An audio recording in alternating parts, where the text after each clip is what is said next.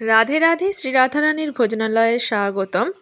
আজকে একটা নতুন রকমের রেসিপি তোমাদের সাথে শেয়ার করব।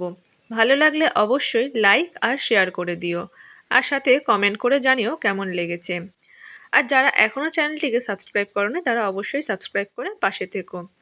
আর যারা এই রেসিপিটি আমার ফেসবুক পেজ থেকে দেখবে তারা ফলো করে দিও পেজটিকে, আর লাইক করে দিও। আজকের রেসিপি করব এই মোচার ভেতরের অংশটি দিয়ে। যদি এই মোচার ভেতরের অংশটি একটু টাটকা হয়, মানে একটু সতেজ হয়, তাহলে আরও সুন্দর হয়। আমাদের মোচার ভেতরের অংশটি একটু অনেক কটা দিন হয়ে গেছিলো, যার কারণে একটু শুকনো শুকনোই ছিল। তো মোচার ভেতরে এই অংশটিকে প্রথমে কি করব, সেটা হচ্ছে সিদ্ধ করে নিতে হবে। বেশ খানিকটা কড়ার মধ্যে জল দিয়েছি, জলটা খুব ভালোভাবে যখন গরম হয়ে আসবে তখন এই মোচার ভেতরে এই অংশটিকে লবণ আর হলুদ দিয়ে 5 মিনিট মতন সিদ্ধ করে নেব। যত টাটকা হবে তত এটা সুন্দর হবে, মানে এতটা কালচে হয়ে যাবে না। যেহেতু মোচার একটু কষ থাকে তাই একটু কালচে তো হয়, আর একটু শুকনো হয়ে গেলে একটু তাড়াতাড়ি ছেড়ে যায় গায়ের এই অংশগুলি, কিন্তু টাটকা হলে সেটা কিন্তু হয় না। তবে এটা খেতে দুর্দান্ত হয়। এখন এটাকে গ্যাসের ফ্লেমটা মিডিয়াম টু হাইয়ের মধ্যে রেখে চাপা দিয়ে কিছুক্ষণ ফুটতে দিয়েছিলাম। 5 মিনিট পর এটিকে জল থেকে তুলে রাখছি। এখন একটা মশলা রেডি করব, খুবই সাধারণ মশলা। কিছুটা পরিমাণ আদা, কিছুটা পরিমাণ টমেটো, আর দিচ্ছি কাঁচা লঙ্কা আর অল্প একটু সাদা তিল। সাদা তিলটা আমি সব রকম রান্নাতেই ব্যবহার করে থাকি, এতে মশলার যে গ্রেভিটা সেটা বেশ সুন্দর হয়। তো এখন এটা ঠান্ডা হয়ে গেছে, আর ঠান্ডা হয়ে যাওয়ার পর এখন এই সমস্তটাকেই একসাথে ধরে গোল গোল করে বানিয়ে নেব। ছুরি দিয়ে কিন্তু এটা খুব সুন্দর একটা হবে না, তাই প্রথমের দুটো ছুরি দিয়ে বানালেও তারপরেরগুলো কিন্তু আমি বটি দিয়েই বানিয়েছি। আর মোচার ভেতরে এই অংশটি যেহেতু খুব বড় হয় না, তাই আপনারা চাইলে দুটো মোচার ভিতরের অংশ দিয়ে বানাতে পারেন, তাহলে অনেক কটা হবে। খুব একটা মোটা মোটা বানাবেন না, একটু মিডিয়াম সাইজের মধ্যে বানিয়ে নেবেন।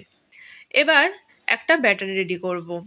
ব্যাটারের জন্য নিয়ে নিচ্ছি প্রথমেই বেসন। 2 হাতা মতন বেসন নিলাম, তার সাথে অল্প একটু শুকনো লঙ্কার গুঁড়ো, চাইলে আপনারা এখানে কাঁচা লঙ্কা বাটাও ব্যবহার করতে পারেন। আর দিলাম অল্প একটু জোয়ান। জোয়ানটা অবশ্যই দেবেন, এই রান্নায় জোয়ানটা স্বাদটা খুব সুন্দর আনবে।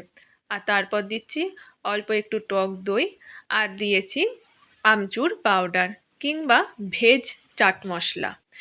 এরপর দিয়েছি অল্প একটু হলুদ গুঁড়ো।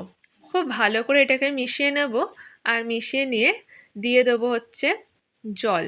আর অবশ্যই লবণ তো দিতেই হবে, নইলে স্বাদ হবে না, তাই স্বাদ মতন লবণও দিয়ে দিয়েছি। তারপর অল্প একটু জল দিয়ে একদম ভালো করে এটাকে ফেটিয়ে নেব, একটা ব্যাটার রেডি করে নেব। এখন এই ব্যাটারটার মধ্যে মোচার ওই ভিতরের অংশটি যেগুলো গোল গোল করে বানিয়ে রেখেছি সেইগুলোকে এখন এর মধ্যে ডিপ করে নেব। আর কড়ার মধ্যে বসিয়ে দিয়েছি বেশ খানিকটা পরিমাণ সর্ষের তেল।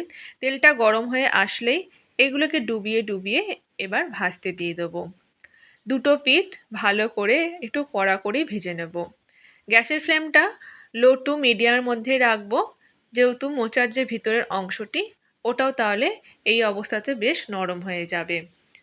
এখন এইভাবে সমস্ত দিয়ে দিচ্ছি, তারপর উল্টে পাল্টে লালচে লালচে করেই ভেজে নেব। একটু সময় নিয়ে কড়া করে ভেজে এইগুলোকে তুলে রাখবো।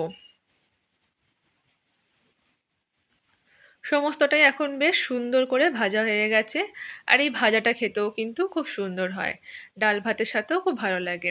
তো আমি এখানে এই সমস্ত বড়াগুলো ভাজা হয়ে গেলে এবার তুলে নিয়ে কড়ার মধ্যে দিয়ে দিচ্ছি বেশ খানিকটা পরিমাণ সর্ষের তেল, আর সেই তেলেতে দিচ্ছি জোয়ান ফোড়ন, আর দিচ্ছি হিং ফোড়ন। এই রান্নায় মনে হয় জোয়ান আর হিং ফোড়নটা দেওয়াতেই এই রান্নার স্বাদ দ্বিগুণ হয়ে গেছিলো। তারপর দিয়ে দিচ্ছি বেটে রাখা আদা টমেটো কাঁচা লঙ্কা সাদা তিল পেস্টটি। সেটা দিয়ে এবার খুব ভালোভাবে রান্না করে নেব। সামান্য একটু জলও দিয়ে দিলাম, দিয়ে দেবো স্বাদ মতন চিনি লবণ আর হলুদ। কাঁচা লঙ্কা যেহেতু বেটে নিয়েছি তাই শুকনো লঙ্কার গুঁড়ো আর ব্যবহার করছি না।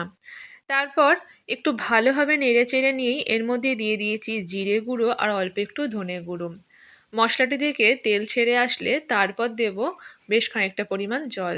তার আগে এটাকে খুব সুন্দরভাবে নেড়েচেড়ে ভালোভাবে রান্না করে নিতে হবে যতক্ষণ না তেলটা ছেড়ে আসছে। আর এই অবস্থাতেই মশলার স্বাদ কিন্তু দ্বিগুণ হয়।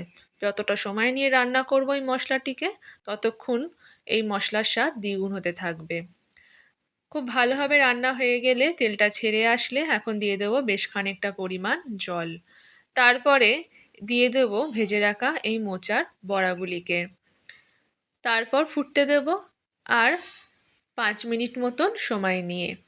তারপর নামিয়ে ফেলবো আর রেডি হয়ে যাবে আজকের এই মোচার এই রসায়টি। এখনও এই মোচার রসায়ের নাম ঠিক ভাবতে পারিনি, তবে আমার খুব ভালো লেগেছিল এই রেসিপিটি, তাই তোমাদের সাথে শেয়ার করলাম।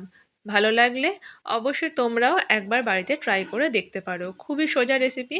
এখন চাপা দিয়ে দিচ্ছি কিছুক্ষণ, 5 মিনিট পর ঢাকনাটি খুলে রাখছি। অবশ্যই জলটা একটু বেশি করে দেবে, কারণ এটা একটু জল সোপ করে নেবে। তারপর এটাকে নামিয়ে ফেলবো। কোনো রকম ঘি, গরম মশলা আর কিন্তু কিচ্ছু দিইনি। এতটাই সুন্দর খেতে হয়েছিল। শুকনো ভাত, মানে গরম গরম শুকনো ভাতও এই রেসিপিটা দিয়ে খাওয়া হয়ে যায়। অসাধারণ হয়।